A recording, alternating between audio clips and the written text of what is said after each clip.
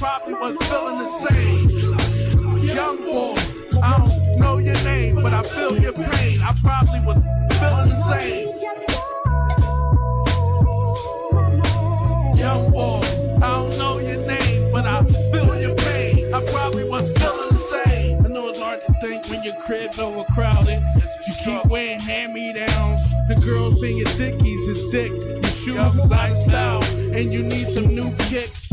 Your best friends is moving the bricks. They ain't going to class, they ain't thinking about shit. Your mom running the household, your daddy in the bar. He ain't seeing you no more, he only 15 minutes away. This shit crazy. He used to love you, but he turned gay. This shit happens every day in the black hood. We tryna think, tryna keep our mind level. Stay away from the devil. Mama taking the kids to church now. Tryna stay away from the hood devil. But it keep being tempting. I mean it and I meant it. I'm going through war in my brain. I feel sorry for the next years, for the next generation. We still trying to step here. My mama felt a bump on her breast there, so we struggle when we muscle through here. It's just trying to be legal. We got hit with something that was kinda lethal. They telling us we black and we not equal, and we some different type of people, but we the same. But who's to blame? They come to look for us like our name Saddam Hussein. And my man got framed. They found coke in his hood, and it ain't all good. Bomb blocks like Mayor Good. I'm back to the hood, and I'm thinking again. This some deep shit. This for my youngins. Just don't give up. If you can look up, you can get up. Young boy, I don't know your name, but I feel your pain. I probably was feeling the same. Young boy, I don't know your name, but I feel your pain. I probably was feeling the same. Young boy, I don't know your name, but I feel your pain. I probably was feeling the Life same. will never be the same. Heart full of pain. My nigga got slain. It got me going insane. Trying to deal with something that we can't change. You was my young boy. Stood about 6'4". Died before your time over sisters war. Now my heart goes out to your mom and the rest of the fam as we try to move on the best that we can. I was your boyfriend, and even when we broke up, the situation got a nigga choked up. This just the day we was blowing smoke up in the boom boom room. With Lemons, Davis, Shiz playing Madden 06. Polo was the shirt, Everyone was the kicks. This is for my young boy Kareem Al Murray from 1-6. My young boy was the shit, and then I dedicate this head hit to my young boy. I don't know your name, but I feel your pain. I probably was feeling the same. Young boy, I don't know your name, but I feel your pain. I probably was feeling the same. Young boy, I don't know your Yo, what's going on, y'all? Welcome back to Filoosh Talk. It's your boy Ant. Dame in the building. It's Quindell. There's only one. And then we're going to let our guest introduce himself. What's going on? Cuz of yours? Can he hear us yet? All right, give us a second till he tap in. What's going on, though, man? It's been a wild week, man. What's going on this week, man? Oh, man, we got a few things happening this week, man. It was a nice chill week for me, man. I ain't do too much, work, the regular everyday hustle and bustle. I mean, what about y'all? Hey, look, I want to take the time to welcome back Quinda. I ain't go nowhere. I mean, she ain't go nowhere, but, the last couple shows, y'all ain't see her. I was So sick, we welcome and I her was back. not willing to get nobody else sick. And we appreciate that. Yes, Much sir. appreciated. Yes, sir. We back in the building, though, man. New week, everything going on, man. The Sixers, they just staying afloat, man. We got to make sure they make the playoffs. It's been a wild week in sports. The Eagles still signing people, man. I can't wait for the football season. That's crazy. Mm-hmm. And news, though, man, is crazy what happened with the bridge collapse this morning in Baltimore. Send my condolences out to all the families who lost somebody this morning, man. crazy morning. Yeah, I seen that shit, man. Can you imagine that? Being on the bridge, going to work, because it was early in the morning. So imagine just going to work, and next thing you know, that shit happens. Yeah. And they still trying to find people. Yeah, the people that was in the cars that went down. So that's they still a searching. serious man. thing, man. It's very scary. And, shout out to the families and the people involved and all of that. And hopefully they start finding folks sooner than later. Yeah, we hoping for sure, man. Like, they definitely still searching at night, man. All right. So it's crazy out there, you know. Yo, Chew, you hear us? He's still in and out, man. All right. Also, my man Diddy, man, they locked up the kids, the babies, the dogs, everybody last night, man. I don't know what happened out there, man. Shit crazy, bro. They did the shit out of 2 of his homes. He ain't even know what was going on. He was on some island chilling. Or like shit, Nike said, do he know what's going on? Hey, I mean, he started giving up shit, selling. I wonder how they locked the kids up and he wasn't there, man. That's some crazy stuff, bro. Man, everybody in the house chilling, playing video games and eating cereal, getting high and get hooked. Man, that's a Feds sad running joint, and Homeland man. Security running. That shit crazy. Something to do with this sex trafficking stuff, man. Hopefully, man, he get his affairs in order, man. It's getting deep, man. The water's getting deep out there, baby. Yeah, man, they've been working on this shit for a minute. You know, they don't just run up into your crib. They just don't do raids for the fuck of it. They had some shit on him, and they was waiting, trying to find what they found. And it looks like Diddy might be going down, y'all, man. He done sold his shares to Revoke. He done sold his shares to a lot of different things, man. I mean, once you know they coming, man, you supposed to clean some stuff up. Throw the computer in the river, burn the phones, change cribs, do something, man. Come on. He wound up, what he did was try to keep that stuff so he can be able to have dirt on them other people, not knowing that it was going to backfire on him. And now the dirt that he had on everybody is about to just go back on him. He's definitely a mastermind, because I got him right, because it was a bunch of anonymous people that bought the shares. I got him having somebody close to him buying it so he could still have power and shit, because you know they're going to try to take everything from him and pay people and shit like They that. better not show them. I got him giving that shit to somebody he's close to and trust, so that way he never really loses control. His kids. He's a mastermind. They better not show them party tapes, cuz, man, a lot of people going to be in trouble out here. Speaking of party tape, yo, y'all tap into the Freaknik on Hulu yet? I ain't see it. No. I ain't tapped in yet either, but I plan on watching that shit. Oh, I it's just on don't there want to now? see neither It's of my on there. aunts on here because I'm going to be in their ass like, you was sitting up there calling me all types of motherfucking whores and this and that and the third, but you was up there fucking Oh, great. people gonna see their mamas My on that gosh. joint. But you know And the the crazy men. part? You know the crazy part? That's the last time a lot of black people could be in one place chilling. Yep. That's the crazy part. Without niggas dying, right? You can't have nothing like that right now. Well, the crazy thing is, right, the origin of Freaknik, right, wasn't that. I think our people Made turned it it into into that, that. because what it was college students who couldn't get home for spring break. So they had a theme called Freaky Friday, and they were trying to run this picnic and getting sponsors for this picnic. So they took the name Freaky from the Freaky Friday theme and then A song. Nick and made it together and It was said the a Freaknik. song. No, Right. it was two different things going on that they put together to make And the the song situation. was something about like Freaknik. I mean, not Freaknik. It was something with the Nick part. No, not an original joint, because it was a picnic. These was college students, right? They were trying to get together a situation. You talking And about back in the day? back in the day when it first started. So Freaky Friday was the thing. That's where they got Freak, and then Nick from Picnic, and they put it together and made it Freaknik. And then later on, you know us niggas in our fashion came through and turned that shit into what it is known for today. It's on Hulu now, It's on Hulu. I'm definitely gonna be checking that out over the weekend. huh? Okay. I wonder what's going on with Charles, man. But yeah, Charles on the FaceTime joint, man. We gonna keep it moving, man, until you get right on that joint. You know what I'm saying? Right. Let me send out this text. But like I said, it was a pretty good week, man. You know, y'all been listening to any music, anything?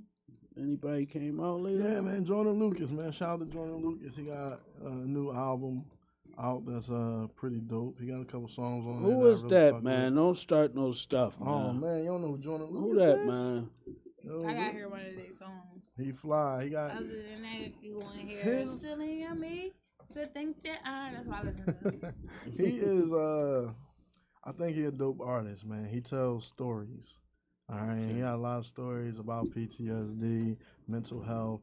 There's one particular song he got out. Well, I'm about to tell you the actually name lying. of this song. Cause I did a video shoot for somebody. I'm lying. It's an R&B guy. It's called What's That? Yeah, What's That? And this, or Best For Me, I don't know. It's a joint they got the bowl Jelly Roll on in it. Hey, Ant, see if he got FaceTime. Man, Call him on Let me FaceTime. see.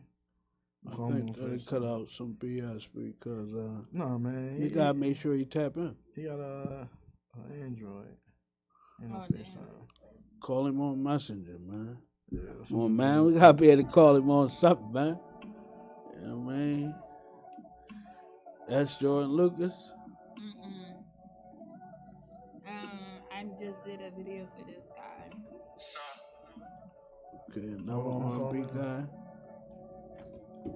You've been on my mind all day and through the night. I can't find strength to fight. The temptation is rising. We trying to get it right with our Zoom caller, man. We got a good brother that's tapping in. Follow this Hold on, young y'all. man. It's IG for Soul. Like IGFORSOUL. He's a really good singer. Talented, respectful, nice, cool, collective, fallback, liar. We gotta tap into him. Sound like he's singing about something. We gotta tap into him. That's what we need, the up and coming singers. We gonna have some rappers, everything, man. We need the up and coming talent. There's a Yeah. lot of talent people don't know about yet. So make sure y'all follow IG for Soul on Instagram. I was in his video. I know y'all want to see me head naked, but you know, you get the point. So yeah, I just talked to him. I sent it to his email, sent to his phone. He couldn't hear from his phone, so it got sent to his email. So he'll be tapping in with us very shortly In the next couple in minutes. the next couple minutes. Yeah, we gonna get all that right. Yeah, actually, he just entered the waiting room. Now I see it up on the screen. Okay, so So he'll be wait. tapping in a couple minutes, man. Sorry about that, y'all. You know, it's our first time using, the FaceTime. We're gonna be using this a couple times with our out of town callers or people who can't tap right in, Right. who ain't up here as guests, man. So we gotta work out all the screws, whatever we gotta fix to figure this out. Right. Yo, Chew. Beautiful people, I'm in. What's I'm going in. on? Oh There we man, go. he in. What's up, my Yeah, brother? I just pushed my PTSD to another level. I had to call wifey down. I was lunching out. Thanks, baby. I love you. That's good, man. It's real good to have you. Introduce yourself to the people, my Yeah, brother. man. Hey, family. I'm Charles Wilson. I presently reside down here in southern Maryland.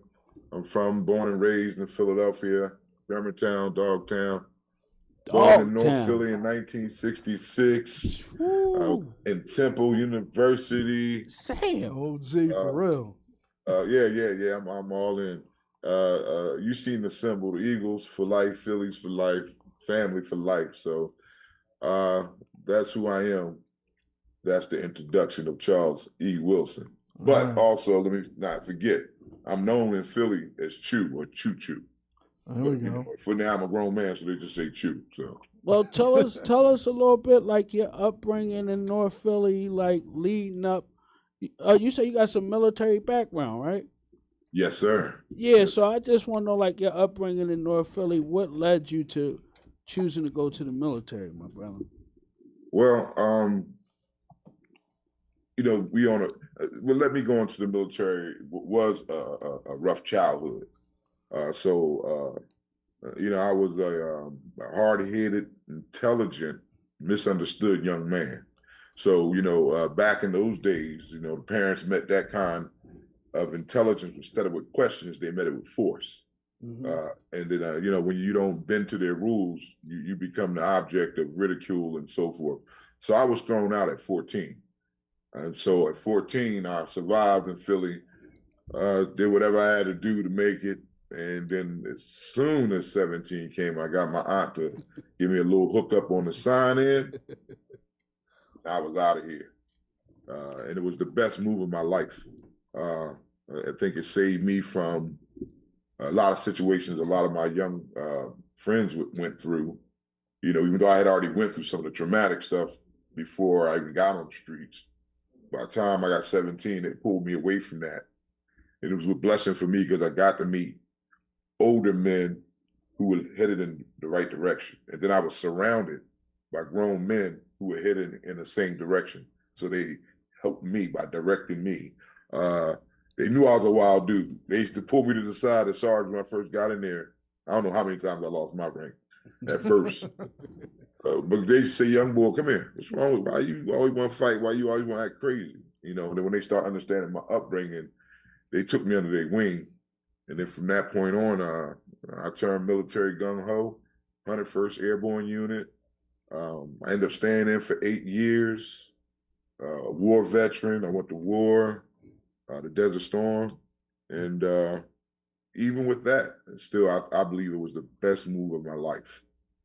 From that young age. You went to war, my brother? That sounds like something different, man. Do you have a lot of memories? Do you think about it a lot? Yeah, actually, it almost destroyed me. When I got back home from, after I went to the war, remember now, I went in at 17. So I did 8 years. When I came home, I was only 24, getting ready to turn 25. Because I was real young when I went in there. So when I came home, I was primed physically, unstable mentally, and built for the war that was going on in the streets. It built me for that, because a lot of people go through things with their group of youngins they come up with. And so they kind of bonded. And when I came home, everything, I knew what was going on from talking to my family and stuff the whole time, but I had no bonds. I was alone. And then through the military service and contracting the PTSD, I wanted to be alone. I didn't want to be around. I didn't want to, group up with people. I didn't think I need people, So I didn't even realize at that point it was slowly deteriorating my mind. It gave me emotional inability. I didn't feel for people. Only because I've seen so much death that I just figured any day gonna be mine, so it don't matter. That's the kind of time I operated on. Also, it kept me hypervigilant. So I would go like 4 days with no sleep. I would just grind or do whatever I'm doing, which is not the good thing because my mind wasn't right. And then on the 4th day, I pass out. Right. So you went kind of manic at times. Yeah. I went real. Wasn't healthy. That wasn't healthy. Definitely. But so you contribute that to being in the service, I most definitely do. But on that, since we're on that topic, and I have to go deep into it, I had PTSD before I left Philly. So you know what I mean? Can I ask you a question? A lot of. Go ahead. I'm sorry. So what is your diagnosis of PTSD? Okay, well, I got the full definition because I went into it deep. And before I even go into definition, I finally got help, and that's another story by itself. But it is a mental health condition that's triggered by a terrifying event or witnessing. If you can either experience yourself or you can witness it. Don't have to happen to you. You can witness it. Example, a friend getting shot to death in front of you. You're going to have PTSD. You're a kid, you're getting physically or sexually abused. You're going to have PTSD. And as Black people, we all have a slight set of PTSD. It may not be as strong, but that urge and that feeling when you're driving down the street, you're living your life, right? You're doing your thing. but cops get behind you. Mm-hmm. And the first thing you do is that air come over you. That tense up. That you like, I can't make, I got to so turn my signal on. Right. You know what I mean? You start turning this way real slow. I ain't up. It's 25. I'm gonna do 24. Trying not to look suspicious at the same time. And you're looking crazy suspicious. But that's a form of PST. It's just not at a hyper level. Right. Mine had got so bad because, again, with being hyper vigilant and not dealing with it, it only progressed. The only way I could solve it was drinking. Weed ain't do it. I can get high, but I needed alcohol. I needed alcohol, and I needed to go to sleep. Right. So I would to get rid of the dreams of the dead bodies and things like that. I would drink myself almost unconscious, and that's the only way I got rest. Without that, hypervigilant. Somebody say something, I'm snapping because I don't know what they mean because my mind is moving so fast that I'm thinking of things I think 4 days ahead, but I'm really not doing anything. I'm scatterbrained. So how did that affect your relationships with the people that's close to you? Unbeknownst to myself, I did a lot of damage. I did, as I thought I was helping, as I thought I was doing the right thing. It made me do a lot of damage because, you know, when you have a diagnosis of PTSD or depression, you do not address the issues that are in front of you because you don't know how to go into it calmly. So what you do is avoid until you can't no more. But when it comes, it's an explosion. Right. So now something that could have been simply solved by a simple conversation turns crazy. You know, people getting hurt and this stupid stuff where people never wanting to see you or talk to you again. So I've done a lot of damage. And I'll let you. I've done a lot of damage in my time, and unless you want me to continue on to how I healed it, I can do that. I want to know what made you want to get help. What was your turning point? His cousins, my kids. When I left Philadelphia, I turned over a new leaf, but I didn't address my issues. I took what I learned in service, applied it. Next thing you know, I'm running things, I'm managing things, all the way up to now become the operations manager at Ronald Reagan National Airport. So a major airport in America, I'm the operations manager. Right. I haven't fixed my issues. I just covered them. I just learned how to drink my Henny better at night and not pass out and then try to deal with my problem that way.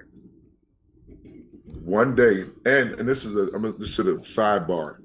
For people listening, take care of your children. Take care of your children because you never know the day you're going to need them to take care of you. And my son, Brandon, his cousin, saved my life. I had an episode. This couldn't have been no more than 6 years ago because it's how long I've been riding with this thing, trying to fight it myself. I'm not going to be a bum. I'm not falling down. I'm going to win. I'm buying houses. I'm doing everything. But I'm still not addressing the problem. Have a flashback. So I went and got a fifth of Henny because I couldn't control it. Right. So I drunk the fifth of Henny. But now, for all these years of doing that, I needed more medicine. It wasn't enough. So I went and got another fifth of Henny. And before you know it, I came in, I argued with my wife. She seen I was flipping. She said, get out. I got out. And as soon as I hit the highway, I was weaving out tanks in the desert. I'm flying. I'm flying. I don't know why I'm alive or in jail. It's only God, in my opinion. Right. It's only God that saved me. I went berserk, and then I went and got a hotel room. And I stayed in that hotel room, and I just screamed and I cried. And I called my one cousin, Oak, up in Philly, and he called my son. And my son came and took me to the VA. And it hurt him so bad. And when they strapped me down to that gurney and started taking me into the psych ward, I looked at him and I just broke down. First time in my life, because, my kids always thought I was the toughest cat in this world, because that's how I always try to present myself, no fear, no, just like I said, hypervision. So I'm always on everything, And when that happened to me and they took me to the psych ward, that's the first time that I really faced my main issue of this PTSD and the depression, and how I've covered it up for so many years, how they had to help me fix it. So they helped me fix it, and or they gave me regimens to follow, and then I started following them, and life is like 3-4 months. Life just turned around. It just turned all the way around. I mean, I didn't lose what I had, thank God, but now I saw what I had more, and I could handle it more, and I could handle the problems. If I had the nightmares and stuff like that, I was able to handle that too. Did you need any medication to help with this process? Yes. When they first got me in there, first of all, my body was in like an alcoholic coma. I just was still talking and moving. They didn't even know how. When they tested me, they're like, we don't even know how you were alive. So when I came, they had to give me medicine for that. So when I came down, I wouldn't have a heart attack or die. That's how messed up I was on alcohol. Then they gave me, some medicine to help me sleep, because that was one of my big issues. I just never sleep. And my wife used to make a joke. I ain't got never to worry about nobody robbing our house. They come in here, they're gonna be in trouble because you always up. And I'd be sitting on the bed turning to Netflix late at night, like, yep. Get right back to the TV. Because and again, some of these things that were happening to me, I thought was cool. I'm like, yeah, I'm glad I'm up. I wish somebody, but see, I'm on hypervigilant. I should be sleeping. I'm thinking, I wish somebody would. 4:30 in the morning. Right. Yeah. My dog barking, running downstairs, So, these things, once I addressed them, like I said, when that event happened to me, my son took me off and dropped me off in the psych ward. It changed my life. It just, if I thought I was doing good before, man, I just I took off in a jet, just took off, and everything that I had in front of me, thank God saved it for me to get back to in the right sense, just exploded in a positive way. How do you feel like with somebody playing with it though? Like, for instance, say you having an episode and you are going through it, and someone says, "Oh, get this on camera. Get this." I don't want to say it wrong. PTSD. PTSD. Yeah. So what is the initials? Don't say the initials. What the actual meaning? The PTSD is the name of it. A little acronym is PTSD, but it's post traumatic stress disorder. So post meaning something that already happened to you, and it stays with you. But I've never had that issue with someone, because when I have episodes, people kind of got away from me. They spread out. He looked like a big fella too. Well, I ain't big as cousin Ant, but I'm trying to work. They might get out the way a little bit. Well, and then Hey, let me ask you something, right? I was watching a lot of videos on, vets and going through PTSD, and they spoke a lot about the ATM method, ask, tell, make, and how they moved in the military, and then once they got home, they were still on that type time where it was that ATM method. You ask, you tell, and then you make. And they was talking about how it made a lot of people fear them, and down to their family members, their kids, and things like that. Have you ever had that? That mentality, that whole. Did you bring a lot of those bad habits back home with you? Is what I'm asking. Definitely, and you said it exactly right, and that's how they set you up in there. Because in the military, it's all when it's time to go and time to do something. No time for questions. Mm-hmm. They don't play that. And a deserter in the field, like in Desert Storm, if I'd have said, "Oh, I don't like this. I ain't shooting at nobody," I might have got shot. Right. Or not. They might have sent me home to Fort living work for the rest of my life. You see what I'm saying? So, but then also they're tuning you with the ATM, so you think what you're doing is right, whether it's wrong or not. Mm-hmm. And actually, you tune yourself out because you say, "I don't care if it's right. I'm with this group, and this is what it is." So when you get home, you kind of keep that same attitude. And I saw it before I even became it. My uncle went to Vietnam and got his leg blown off. Mm-hmm. Came back to Philly. They put him in the hospital, tried to get him right, killed the nurse, stabbed her to death, broke out of the hospital, came to my house, tried to kill my mother. And, I didn't know then as a kid that this is what happened to him. But then later on, I learned like he didn't go to jail because he was gone. He was PTSD back then, but, they didn't have that title for it yet. Right. But when I got back home with it, again, with that, mine was heavy because I kept having the nightmares of all the dead bodies. I did some dumb shit over there with the group because sometimes you get with a group of people and they just doing the wrong thing. And that's because they angry. Right. Angry. And this is my enemy. So I'm going to make my enemy suffer. So, these people are Muslims. So they serve, Allah. So we used to do bad things like when we had the prisoners, we throw ham in there, eat this shit. Because we in the desert, we hot and we angry. I don't want to take care of you motherfuckers anyway. I don't even want to be over here. So we doing stuff like that, throwing ham over the fence and watching them fight for it. You know what I mean? And thinking it's real fun. inhumane in a way. Yeah. And it was an angry group. It wasn't just, so, and then see, it gets worse because it's accepted. It's accepted as an okay way to be, and it's not okay. So that, those things, the ATM thing, when I brought it home, it really, those who were scared of me, follow me, and those who weren't scared of me got the hell away from me. Right. That's how it pretty much turned me into, and then I tried to turn them into that too. Listen to me, follow me, let's do this. Don't think about it right now. Ain't no time to think. When in the actuality in life, you're supposed to think all the time before you make a move. I definitely agree with that. So would you, looking back now, would you advise one of these young guys to go to the military? Wow, that's a great question. Right now? Right now it's very, very hard because they're getting ready to go over there again. It's already in the works.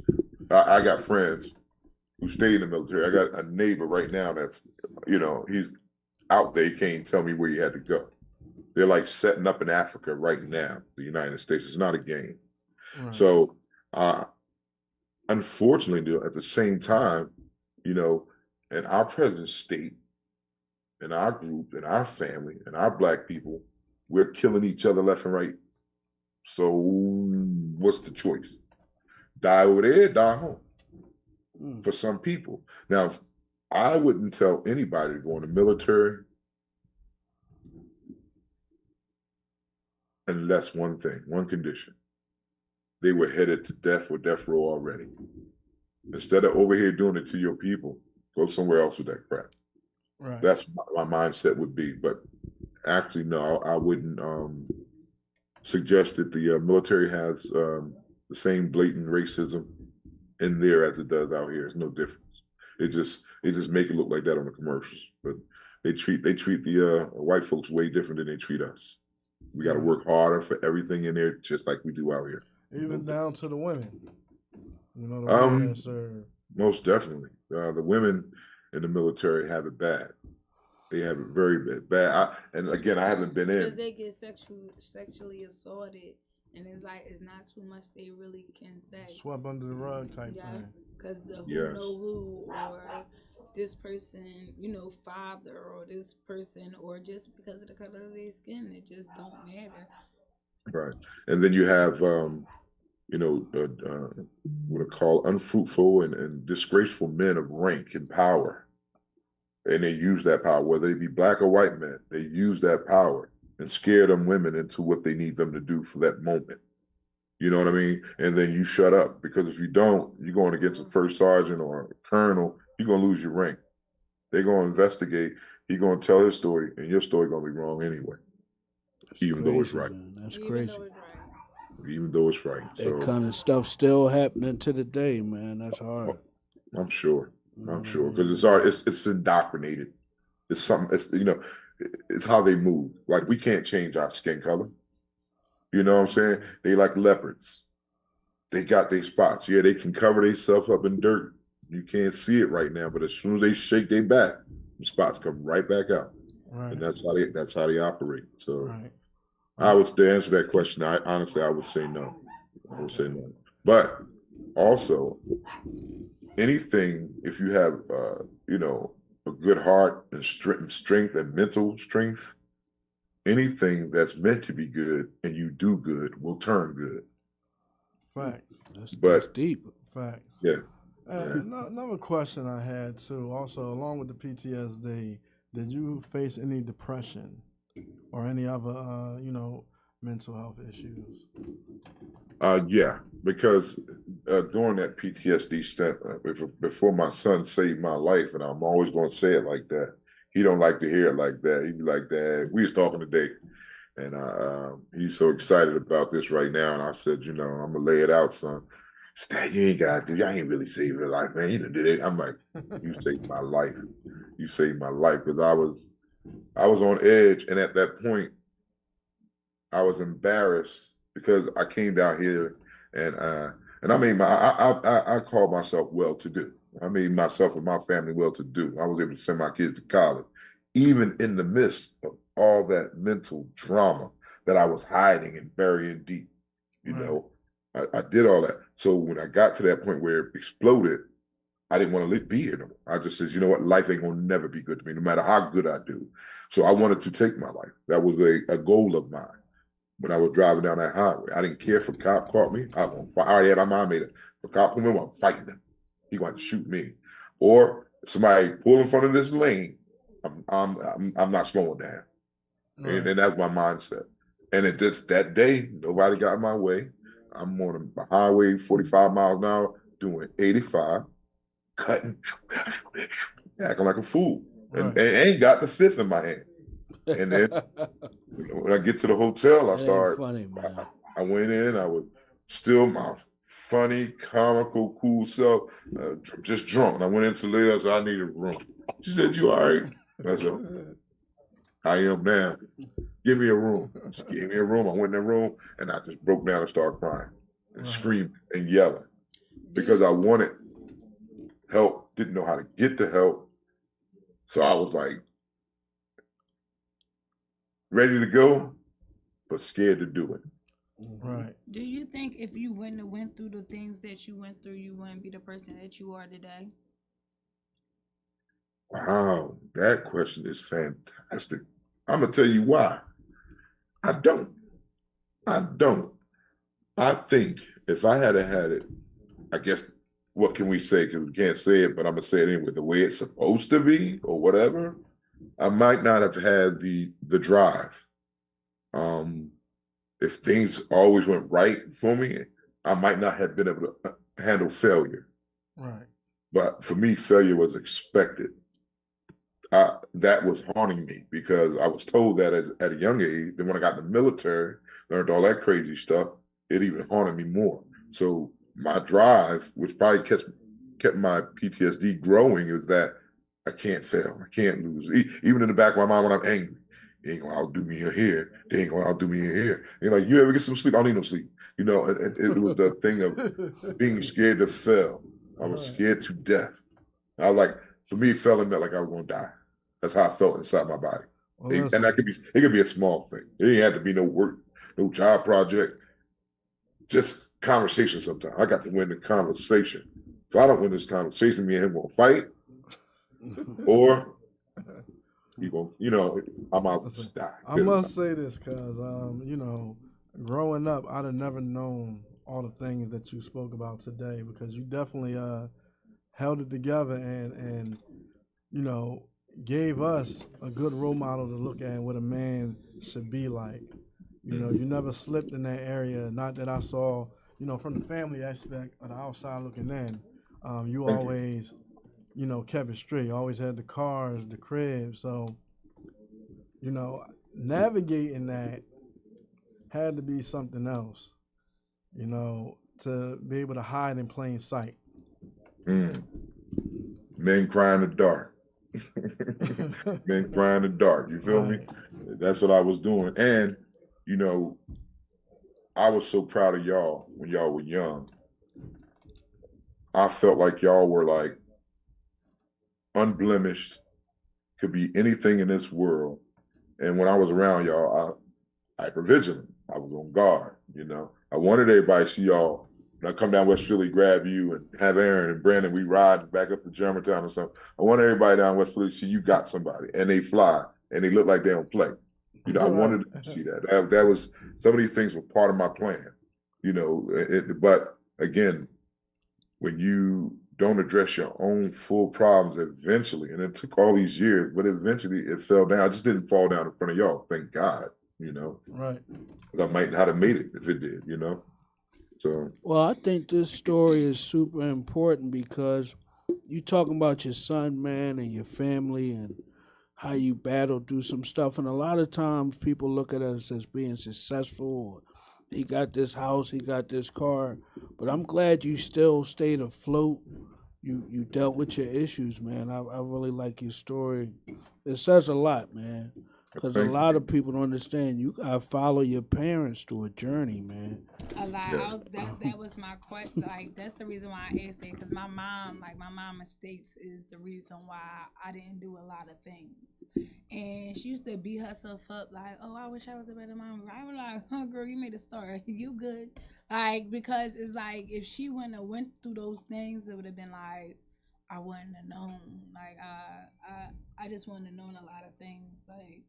Because of me watching her, the things she had to go through.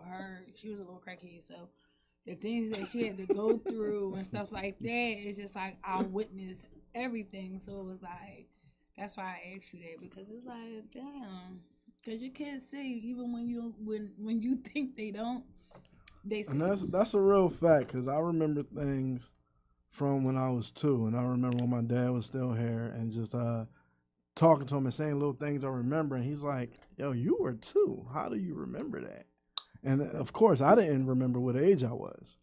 I didn't know what age I was. I just know that this was a memory in back of my head. So kids definitely do see and remember things, and it does affect them upbringing. It plays a big part on the people, the adults that we become. Right. That's super important, man. Them kids, boy. I hope all the kids is watching, man, and listening to this brother's story, man, because it's hard to find strong parents like this that's gonna be there through the whole journey, and we pick each other up. You know what I mean? That's part of parenting. Sure. You know what I mean? And it sounds like you had a strong family background, brother.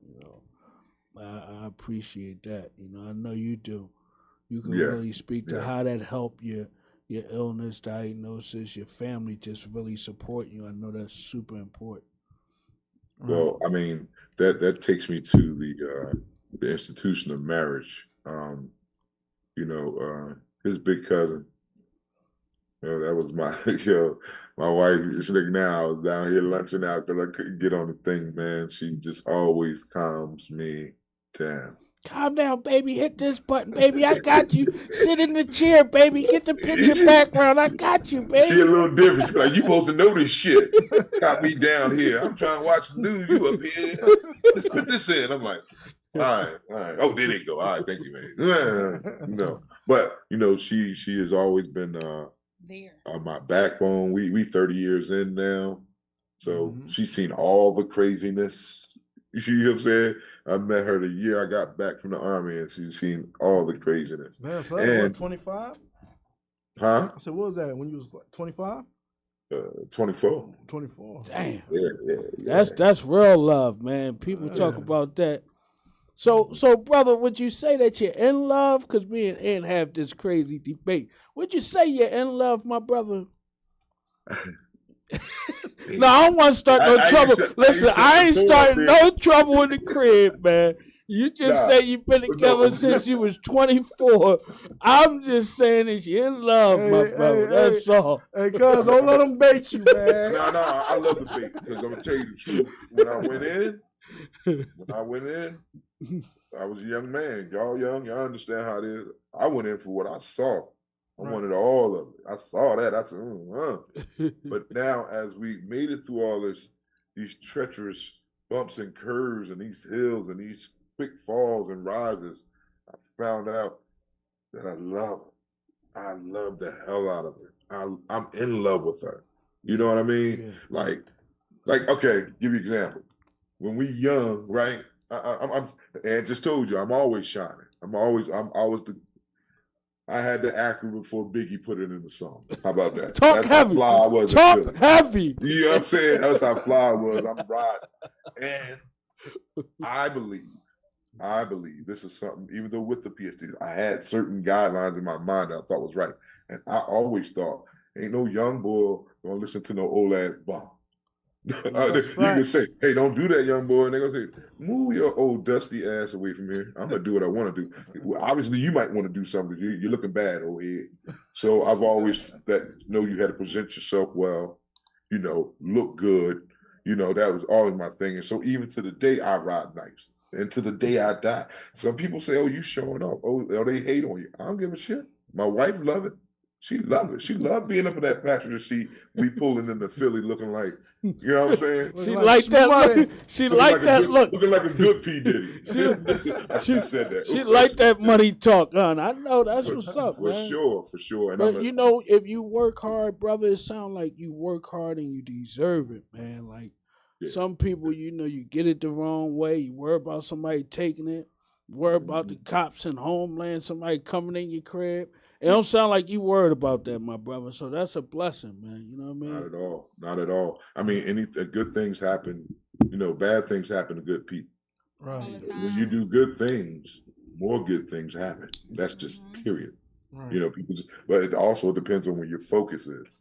And again, going back to the, just to finish off what I was saying. Now, when I ride with her, back then I rode when she wasn't in the car. I'd be looking. I ain't saying I'm looking to get somebody, but I want to make sure that he's looking at me. Right. You know what I mean? Now, when I ride, and we get on Germantown Avenue or we down Broadnary, and there's a group of women at the bus stop, I reach over and let them see me put my hand on her hand. Oh, as I ride. You know what I'm saying? See, that's that love, man. That's that real love. Real boss. That's that real love, man. Yeah, for sure. We see you, King. Sure. When you go through especially traumatic things with somebody, man,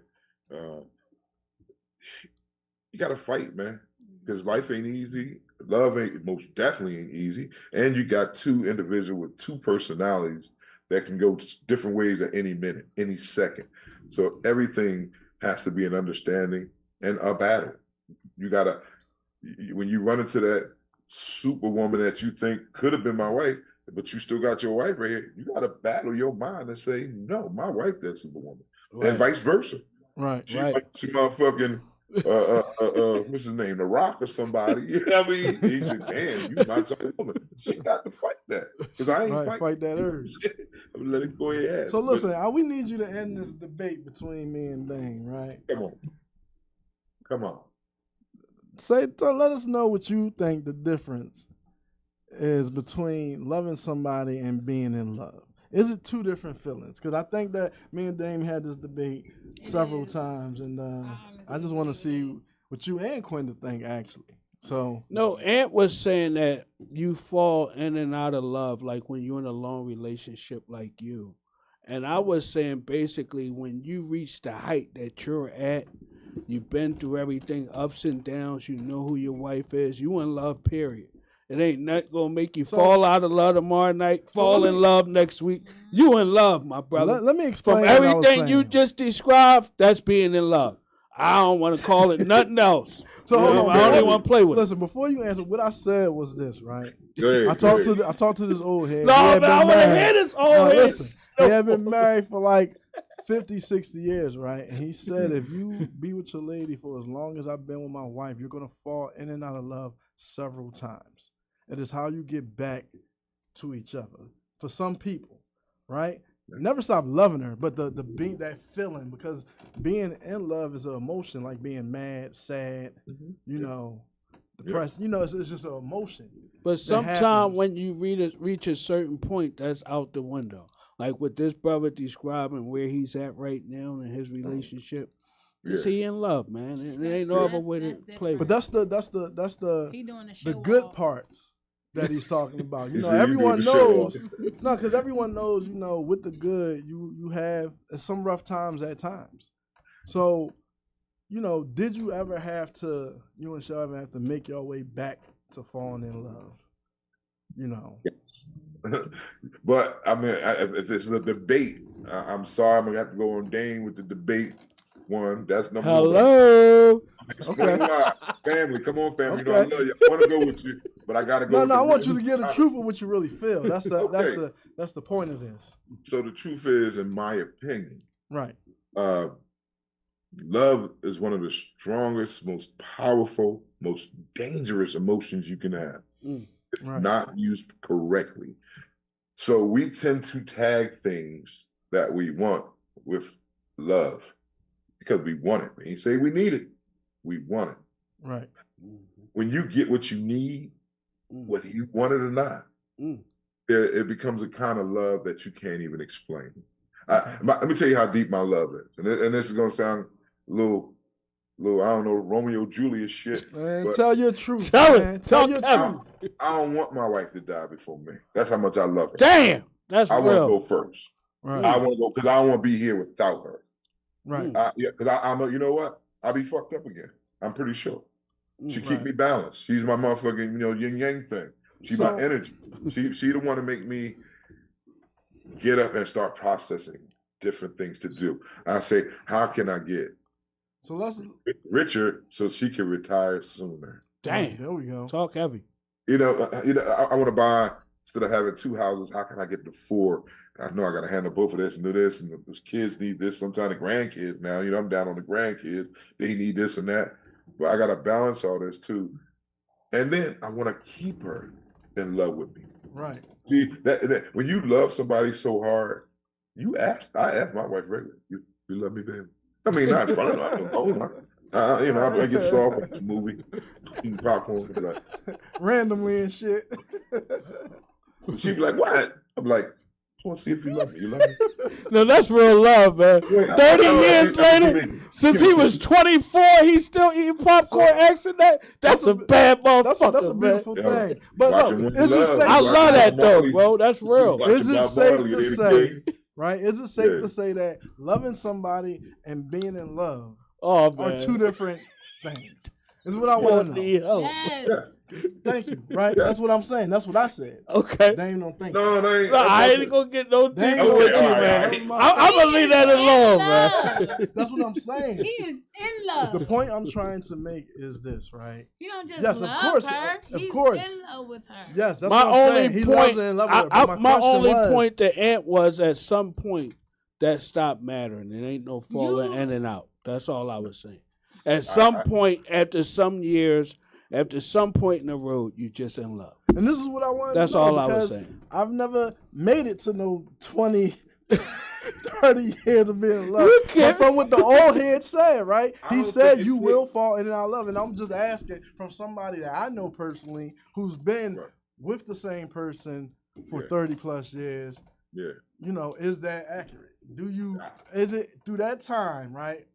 Or even in the future, could you see, have you ever experienced the part of, you love the person, right? But you're starting to fall out of love and you got to do stuff to get it back to where, And if they falling out, what I'm asking. They're not in love. They just love the person. So, that's a great question, and she had a great answer right there. Right. Let me tell you something.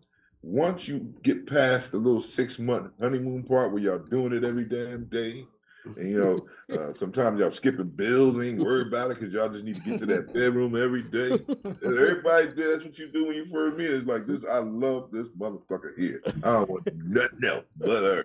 Right. Once that 6 month go past, the bills come in, and if you got kids, whether they're together or not, you got the problems start happening. Minds start changing. And when those minds start changing, that means you was in love with the facade, the outside, or the outside of your wants. Oh, so I want to say something. We have a viewer up on the screen. I don't know if you can see the screen, but they asked questions, right? And she said, that's the spice, not the love. And I agree with her, right? Because, yes, that whole feeling of being in love is what you just explained. That's being in love. You just always want to be with this person 24/7. You'll fuck up money for this person and everything, right? That's that feeling, right? It's totally different from I love this person.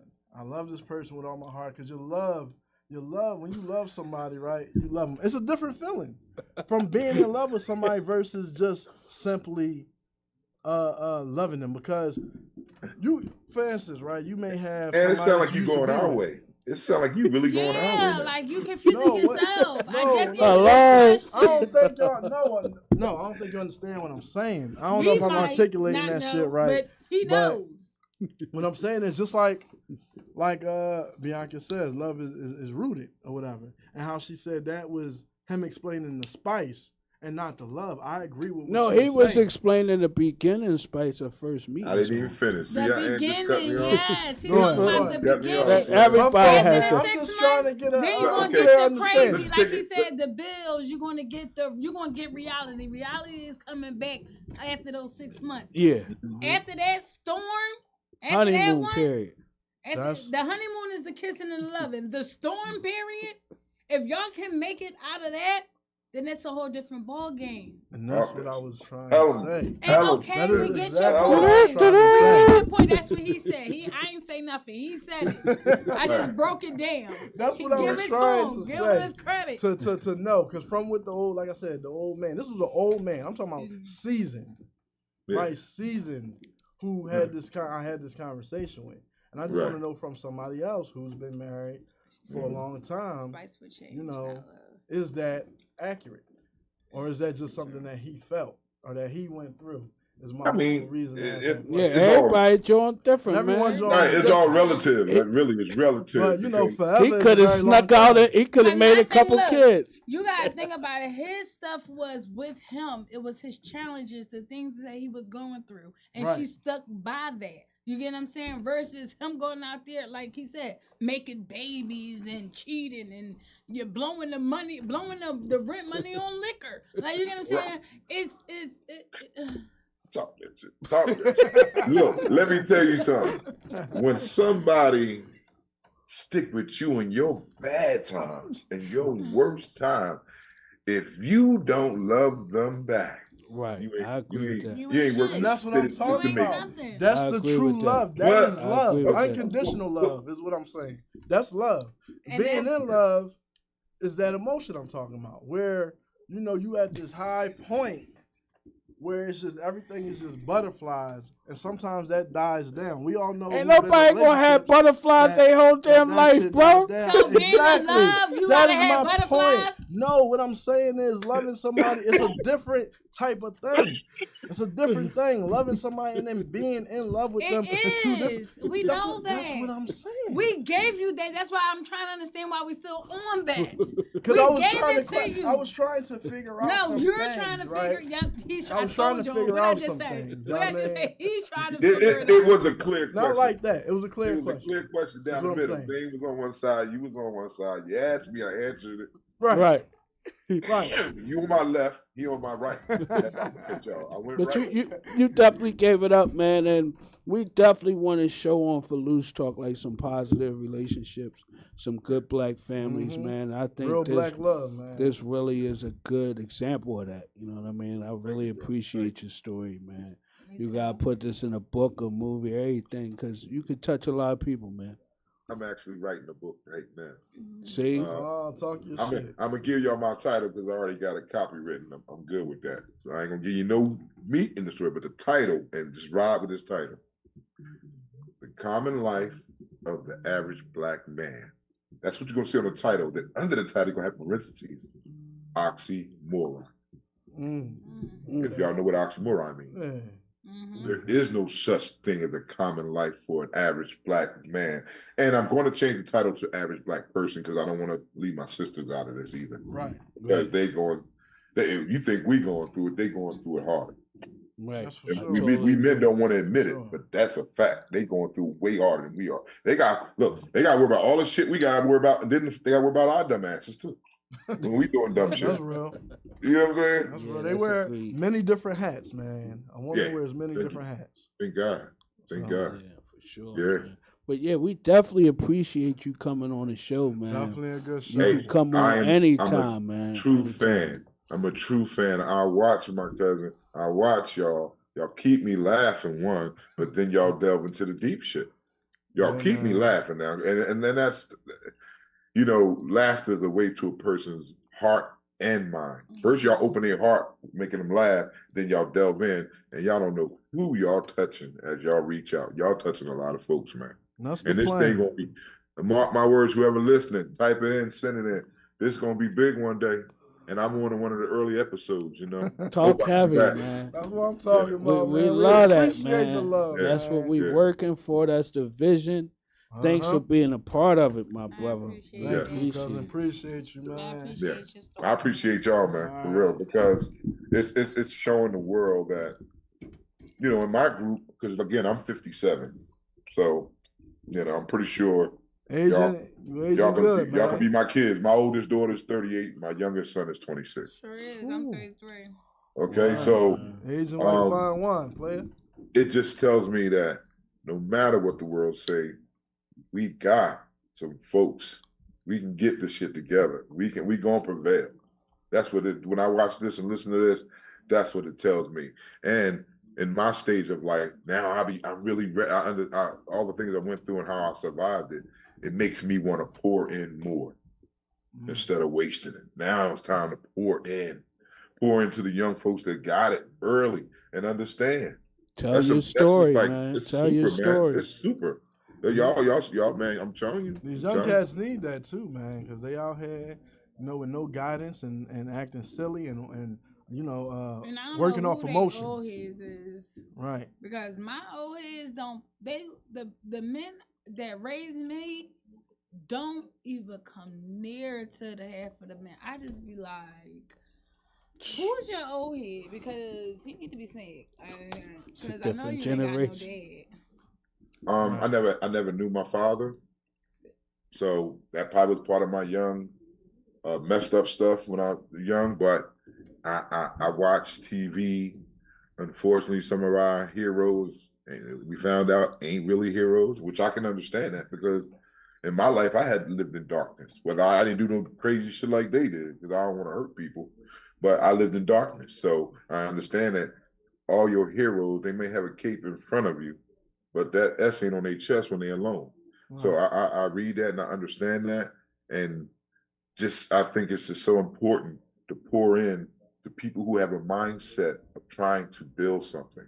That's all you got to do is try. Right. And that's, like I said, I see this here. This just, to me, it's explosive.